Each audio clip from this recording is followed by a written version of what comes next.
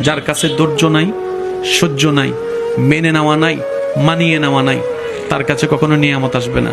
এই ক্ষেত্রে আমাদের অনেকের মনের একটা চাপা প্রশ্ন থাকে, জানতে চাওয়া যে ধৈর্য তো অনেক ধরেছি, আর কত ধৈর্য ধরবো, সহ্য তো অনেক করেছি, আর কত সহ্য করব।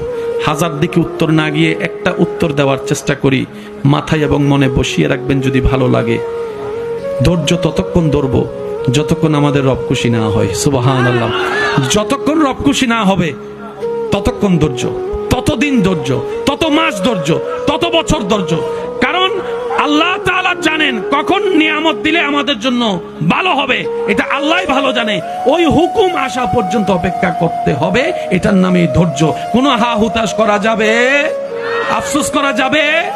আল্লাহ দিল আলহামদুলিল্লাহ, না দিল আলহামদুলিল্লাহ।